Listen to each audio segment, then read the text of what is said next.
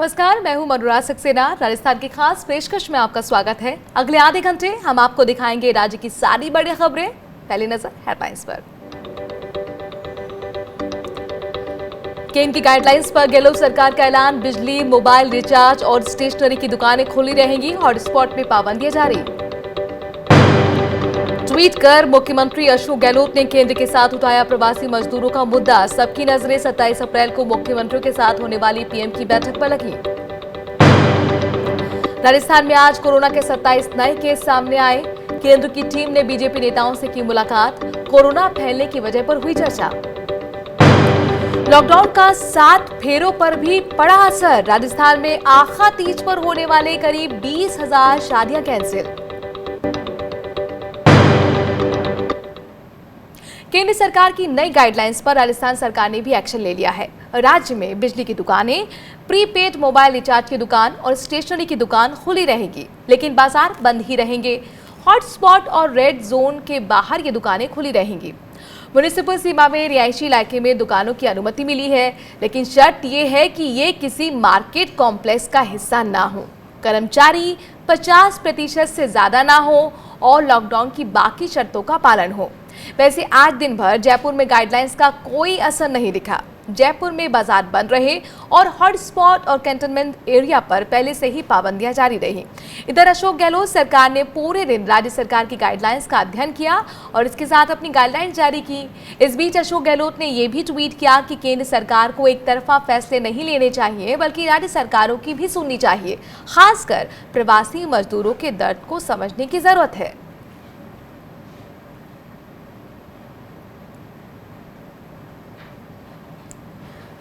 प्रधानमंत्री नरेंद्र मोदी 27 अप्रैल को सुबह देश के सभी मुख्यमंत्रियों के साथ वीडियो कॉन्फ्रेंसिंग के जरिए बात करेंगे। हालांकि गुरुवार को कांग्रेस शासित राज्यों के मुख्यमंत्रियों ने CWC की मीटिंग में केंद्र के खिलाफ अपने तेवर कड़े किए। माना जा रहा है कि पंजाब, छत्तीसगढ़, पुदुचेरी की तरह ही राजस्थान भी केंद्र से वित्तीय पैकेज की मांग कर सकता है। ऐसे में सवाल है कि अशोक गहलोत पीएम मोदी से क्या कहने वाले हैं।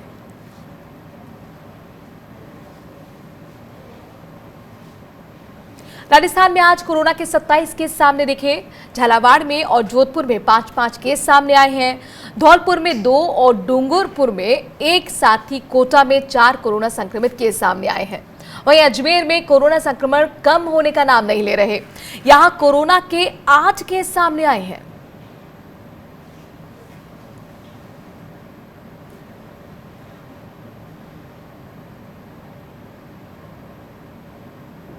इधर राज्य सरकार लगातार टेस्टिंग पर संजीदगी का दावा कर रही है। स्वास्थ्य मंत्री डॉक्टर रघु शर्मा का कहना है कि राज्य सरकार ने अब तक 75,000 टेस्ट किए हैं।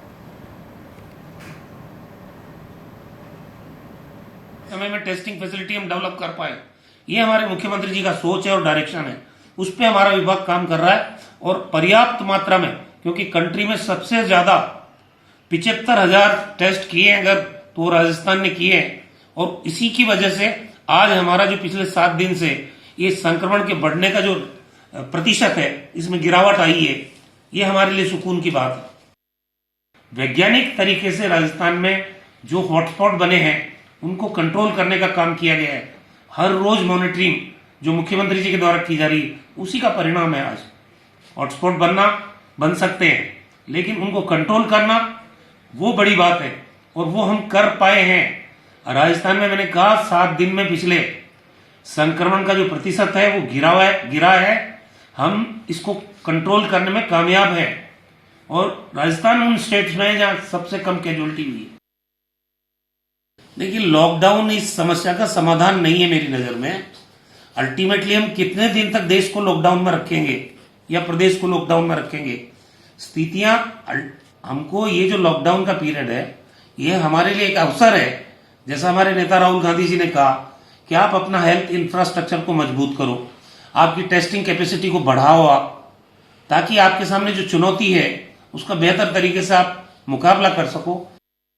तो राजस्थान में कोरोना को लेकर कैसे हालात हैं, इसके साथ ही एमएचए की तरफ से जो एडवाइजरी जारी की गई है उसे राजस्थान सरकार किस तरह से देख रही है, हम बात करते हैं। रेजिडेंट एडिटर संजय बोरा हमारे साथ जुड़ गए हैं। संजय, जिस तरह से एमएचए ने देर रात ये फैसला लिया, एडवाइजरी जारी की और 3 अमेंडमेंट भी सुबह से लेकर अब तक हो चुके हैं, बहुत सारा कंफ्यूजन हमने दिल्ली में मार्केट में देखा, दुकानदार बहुत ज़्यादा असमंजस की स्थिति में थे। राजस्थान का कैसा हाल रहा?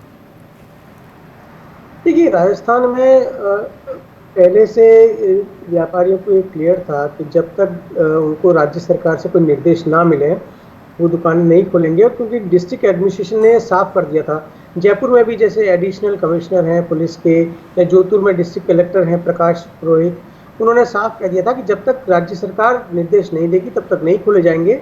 और दिन में ये खबर भी आ गई थी कि मुख्यमंत्री अशोक गहलोत जो है वो कोरोना वॉर ग्रुप की मीटिंग लेने वाले हैं शाम को 5 बजे, और उसमें ये फैसला होगा। और जब ये मीटिंग खत्म हुई उसके बाद राज्य के गृह विभाग ने केंद्रीय होम मिनिस्ट्री के जो आदेश है उसके अनुपालना में अमेंडेड ऑर्डर्स जारी कर दिए। जी, जो स्टेट गवर्नमेंट की तरफ से क्या निर्देश दिए गए हैं ये बताइए, कौन कौन सी दुकानें अब खुलने जा रही हैं? देखिए, उसमें वही सब है जो कि केंद्रीय गृह मंत्रालय ने कहा है। उसमें बिजली की दुकानें हैं क्योंकि गर्मी का सीजन आ रहा है, मोबाइल रिचार्ज वो बहुत ज़रूरी है लोगों के लिए, और स्कूल की पाठ्य पुस्तकों की जो किताबें हैं ताकि बच्चों को पढ़ाई के लिए उनको बाधा ना बने। और जो शॉपिंग कॉम्प्लेक्स हैं वो नहीं खुलेंगे। रिहायशी इलाकों में दुकानें खुल सकती हैं जो स्टैंड अलोन शॉप्स हैं, लेकिन अगर वहाँ पे भी कोई कॉम्प्लेक्स है तो उसमें दुकानें नहीं खुलेंगी। ग्रामीण क्षेत्रों में बाज़ार भी खुल सकते हैं, लेकिन शराब की दुकानें हैं, तंबाकू है या हेयर सैलून पार्लर वगैरह हैं, इन पे प्रतिबंध रहेगा। ये बिल्कुल उसी अनुपालना में है जैसा कि होम मिनिस्ट्री का ऑर्डर है। लेकिन यहाँ पर ये बताइए कि सोशल डिस्टेंसिंग भी अब वहाँ पालन हो, इसके लिए एक पूरी तरह से मॉनिटरिंग की भी ज़रूरत है प्रशासन की तरफ से। क्या पुलिस मूवमेंट अब बढ़ेगा, किस तरह से ध्यान रखा जाएगा कि सोशल डिस्टेंसिंग वहाँ पर ना टूटे? देखिए, इसमें राजस्थान में शुरू से ये बात देखने में आई कि लोगों ने बड़ी जागरूकता दिखाई। कुछ केसेस ज़रूर हुए कि लोगों ने लॉकडाउन को तोड़ा है या लोग बाहर से चल के आए हैं, लेकिन जहाँ तक दुकानों वगैरह का सवाल है, दुकानदारों ने अपना जो बाहर है वहाँ पे एक गोला और मार्क बना रखे थे। लोग वहीं पे उतने ही डिस्टेंस में खड़े होके जा रहे थे, अपनी लिस्ट पहले दे रहे थे या व्हाट्सएप पे दुकानदार को दे रहे थे, और उसी हिसाब से वो उनका सामान तैयार करके उनको दे रहे थे। तो सोशल डिस्टेंसिंग की पालना हुई है।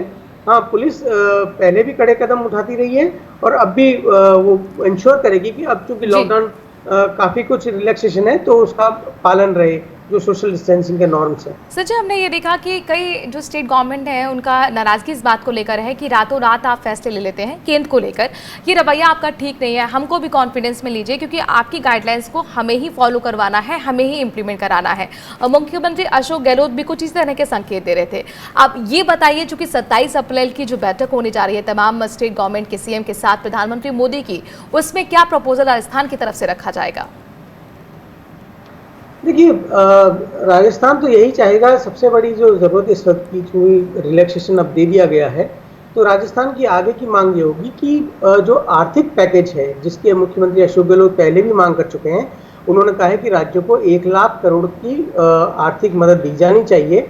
इसके अलावा जो वेज एंड मीन्स में जो लिमिट बढ़ाई गई है, लेकिन उसमें राज्य सरकार को वो उस पैसे के लिए ब्याज देना पड़ता है, तो वो ब्याज माफ़ किया जाए, वरना उसका कोई मतलब नहीं है। क्योंकि वेज एंड मीन्स में जो जिस इंटरेस्ट रेट में मिलता है वो काफ़ी हाई होता है। तो ये मांग मुख्य रूप से रखी जाएगी। और इसके अलावा वो ये भी कहेंगे कि आप जब भी कोई फैसला लें तो वो राज्य सरकारों को भरोसे में लेकर लें। कोई भी आर्बिट्ररीली या यूनिलैटरली कोई फैसला नहीं लिया जाना चाहिए, क्योंकि सरकार का जो भी फैसला है वो आखिर में ग्राउंड पर तो राज्य सरकार को इम्प्लीमेंट करना होता है। शुक्रिया संजय, हमसे जुड़ने के लिए, तमाम जानकारी हम तक पहुंचाने के लिए। बहुत महत्वपूर्ण 27 अप्रैल की बैठक होने जा रही है, देखना होगा क्या रणनीति आगे केंद्र सरकार बनाती है और राजस्थान की तरफ से क्या कुछ कहा जाता है। कोरोना हॉटस्पॉट बने रामगंज का जायजा लेने आई केंद्र की इंटर मिनिस्ट्रियल टीम ने बीजेपी नेताओं के साथ बैठक कर उनका पक्ष जाना। इसी तरह टीम कांग्रेस विधायकों से भी उनकी बात सुनेगी। ये टीम जयपुर के कोरोना हॉटस्पॉट बनने की वजहों और उसे रोकने की वजहों को जानने आई है। बैठक में सांसद रामचरण बोरा, बीजेपी प्रदेश अध्यक्ष सतीश पुनिया, विधायक कालीचरण सराफ, अशोक लाहौटी, नरपत सिंह राजवी मौजूद थे। केंद्र की तरफ से एक दल है संजीव कौशिक जी जो एडिशनल सेक्रेटरी हैं फाइनेंस में, उनके नेतृत्व में कुछ विशेषज्ञ हैं। आज खासतौर पर जयपुर और मैंने उनको जो इनपुट दिया है वो राजस्थान की जो हालात हैं उसके बारे में चर्चा करी है।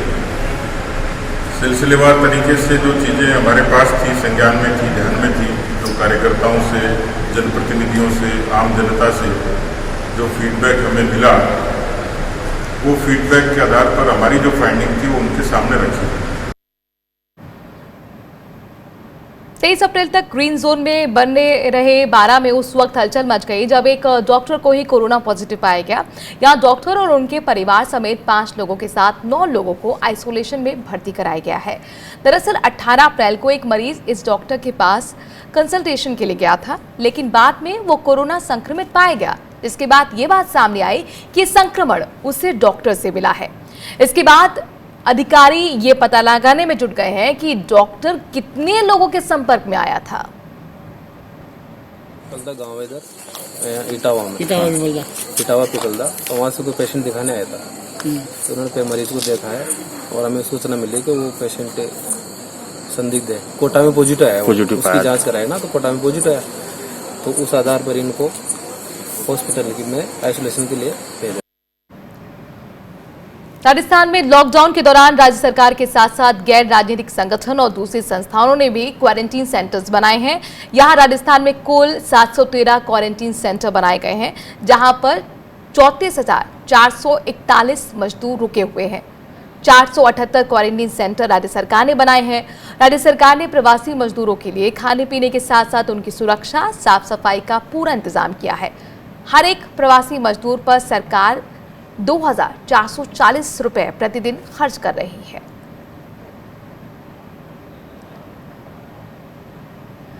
और बात करने के लिए हमारे साथ भंवरलाल मेघवाल, आपदा राहत मंत्री राजस्थान के जुड़ गए हैं। भंवरलाल मेघवाल जी, आपका बहुत बहुत स्वागत है स्वराज एक्सप्रेस में। Thank you.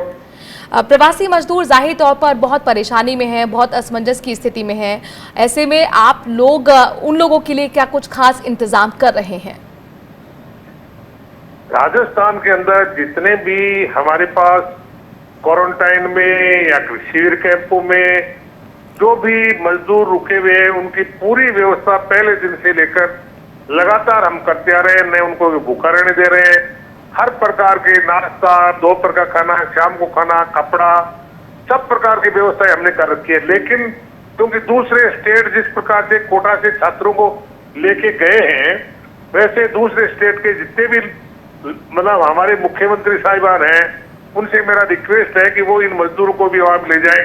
हम उन मजदूरों को छोड़ने के लिए तैयार हैं।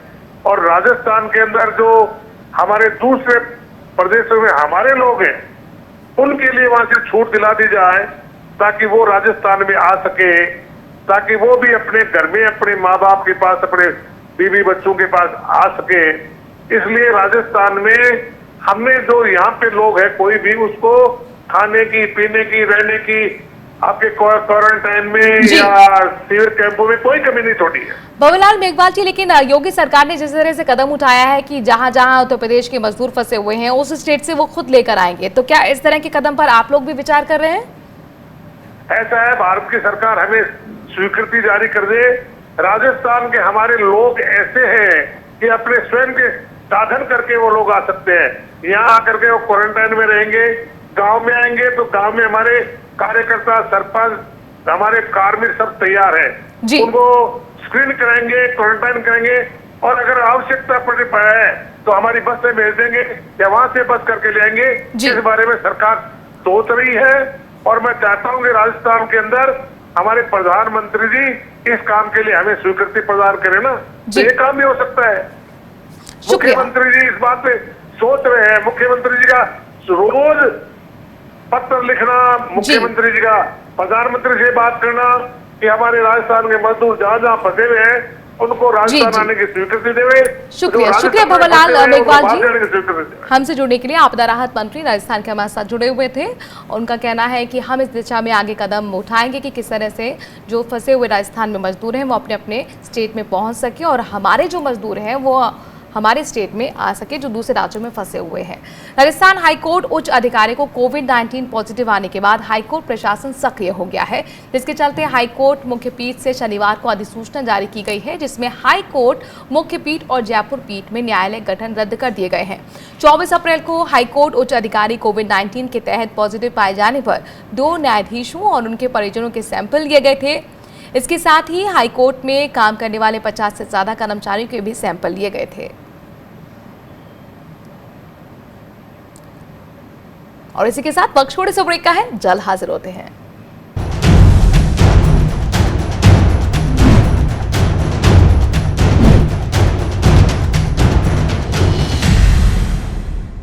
केंद्र सरकार को जो मदद देनी चाहिए थी राज्यों को, वो मदद केंद्र सरकार नहीं दे रही है। जो हम लोग को भारत सरकार से जो पैसे मिलने होते हैं हर महीने जो हमारे पास आता है, लगभग 17 करोड़ के लगभग हमें मिलता है, लेकिन इस बार 15 करोड़ ही हमें प्राप्त हुआ है। जो कम्युनल नैरेटिव एक महामारी को दिया गया है, इस पर आपका क्या कहना है? कि दुर्भाग्यपूर्ण है कि आज एक समुदाय पर ये बात थोपने की बात लोग जहां तहां करते हैं। बीमारी किसी को भी आ सकती है, संक्रमण किसी के साथ भी हो सकता है। क्या आप केंद्र सरकार को दोषी मानते हैं कि थोड़ा सा अगर सरकार अलर्ट होती शुरू में तो शायद संक्रमण को रोका जा सकता था? ये बीमारी, ये संक्रमण हवाई जहाज के माध्यम से यहाँ आया है।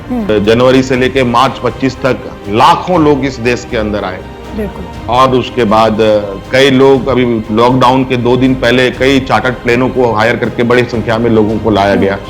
इसका मतलब यहाँ है कि कुछ वर्ग को जरूर पता था कि यहाँ कुछ होने वाला है। देखिए ऑन रिकॉर्ड झारखंड के मुख्यमंत्री हेमंत सोरेन के साथ सिर्फ स्वराज एक्सप्रेस पर। सपने सच तब होंगे जब आप सपने दिखना शुरू करेंगे। ये शब्द हैं उस शख्सियत के जिसके सपनों ने दी इस देश को एक नई उड़ान, डॉक्टर APJ अब्दुल कलाम। और ऐसे ही हर स्टूडेंट के सपने पूरे करेंगे हम, under best guidance of expert faculty team. Admission open in science and technology, humanities, social science, arts and sports. Doctor APJ Abdul Kalam university, Indore. Further details contact 180030026072।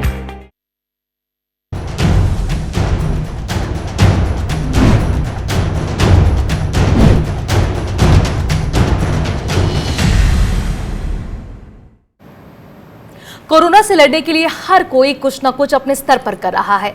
ऐसे में राजस्थान की भादरा तहसील विधानसभा से CPM विधायक कॉमरेड बालवान पुनिया ने अपनी एक सोने की अंगूठी मुख्यमंत्री कोष में दान देने का ऐलान किया है।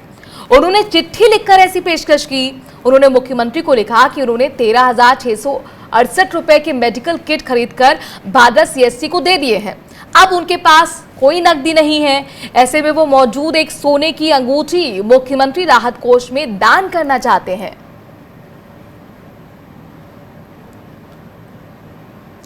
टोंक में कोरोना के अब तक 115 पॉजिटिव केस सामने आ चुके हैं। शहर में कर्फ्यू जारी है। इस बीच टोंक के जाट समाज ने एक साथ 2100 बोरी गेहूं के पिसे आटे की कट्टे, सरसों का तेल, चने की दाल प्रशासन को जिले की गरीब जनता को बांटने के लिए दिए हैं।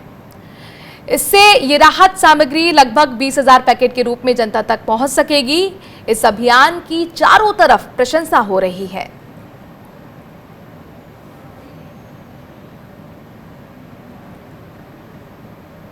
कोरोना के मद्देनजर राज्य के धर्मगुरुओं ने विद्वानों और धार्मिक संगठनों की ओर से एक संयुक्त बयान जारी किया गया है।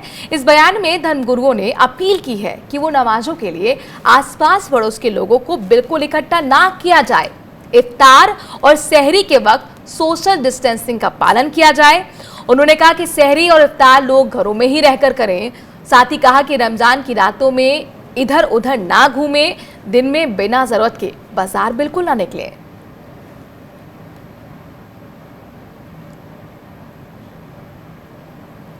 बॉलीवुड अभिनेता इरफान खान की मां सईदा बेगम का निधन हो गया है। वो 85 साल की थी। उनकी तबीयत कई दिनों से खराब चल रही थी। घर वालों के मुताबिक शनिवार सुबह उनकी तबीयत ज़्यादा बिगड़ गई थी। घर वाले उन्हें अस्पताल ले जाने की तैयारी ही कर रहे थे, लेकिन उससे पहले ही उनका निधन हो गया। बताया जा रहा है कि इरफान खान मुंबई में हैं और उन्होंने वीडियो कॉन्फ्रेंसिंग से मां के अंतिम दर्शन किए। सईदा बेगम एक बेहतरीन शायर भी थी।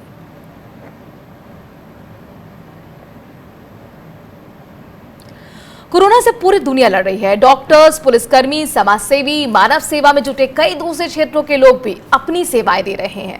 राजस्थान के अजमेर के एक सरकारी स्कूल के शिक्षक दिनेश वैष्णव ने कोरोना वायरस से लड़ने के लिए खुद पर शोध किए जाने की इच्छा जाहिर की है। उन्होंने कहा कि अगर शोध और टीके के परीक्षण के लिए वॉलंटियर्स की जरूरत है तो वो बिल्कुल तैयार है। दिनेश वैष्णव ने इस बाबत राजस्थान के स्वास्थ्य मंत्री को पत्र भी लिखा है। राजस्थान जिसे कि डेस्टिनेशन वेडिंग के लिए जाना जाता है, इन दोनों लॉकडाउन की वजह से सही हालात नहीं है। इसमें भी अब उत्साह माना जाता है। मान्यता है कि इस दिन बिना मुहूर्त पूछे हुए विवाह और जो भी मांगलिक उत्सव हैं उनका आयोजन आप कर सकते हैं। लेकिन इस बार लॉकडाउन के चलते सबसे बड़े सावे पर कोई विवाह और कोई मांगलिक आयोजन नहीं हो पाएगा। राजस्थान में आखा तीज पर होने वाली लगभग 20,000 शादियां कैंसिल हुई हैं।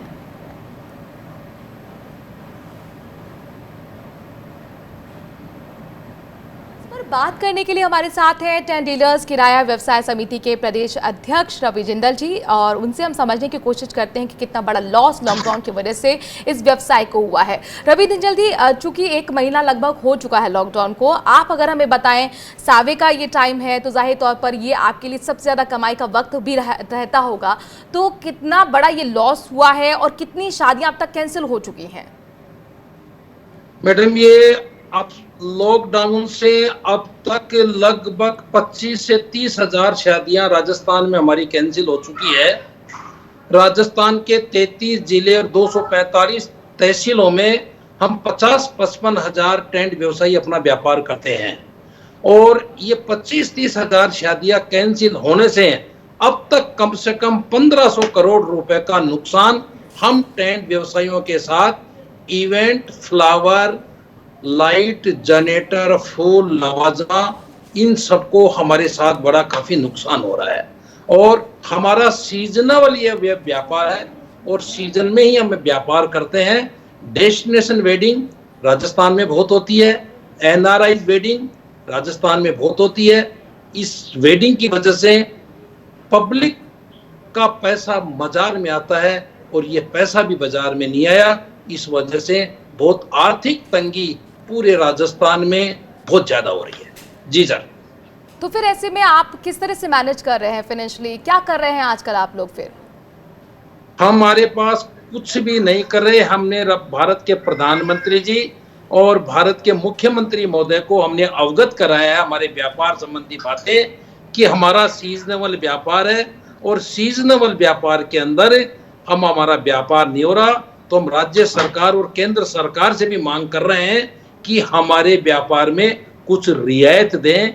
रियायत जैसे हमारे मैरिज गार्डन है राजस्थान में, 12-13 हजार मैरिज गार्डन है। उन मैरिज गार्डनों का रजिस्ट्रेशन नगर निगम 1 साल में 5 से 6 लाख रुपए लेती है। हमने ये कहा है कि ये रजिस्ट्रेशन शुल्क इस बार अदा करें, और उसके साथ जो बिजली के बिल मंथली जो फिक्स चार्ज आते हैं वो बिजली के बिल 6 महीने के बिल्कुल माफ करें।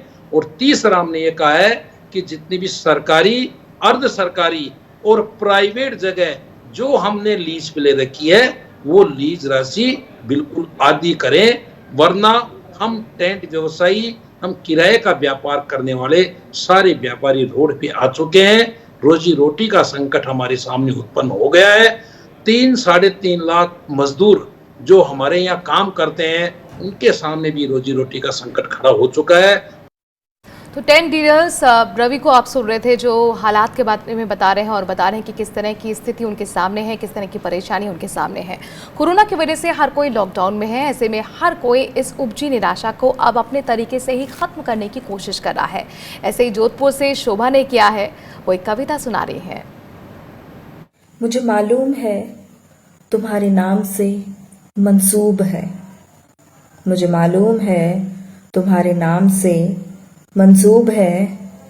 टूटे हुए सूरज, शिकस्ता चांद, काला आसमां, कर्फ्यू भरी राहें, सुलगते खेल के मैदान, रोती चीखती माएं।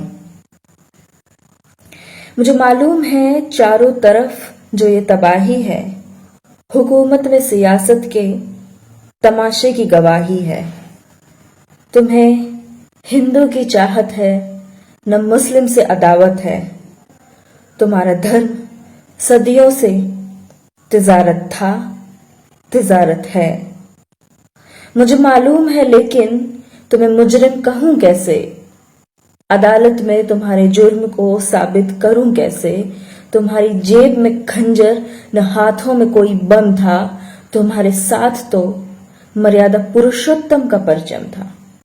तो शोभा ने आज के हालातों को बहुत खूबसूरती से पेश किया है अपनी कविता के जरिए। हमारी खास पेशकश में इतना ही। देखते रहिए स्वराज एक्सप्रेस।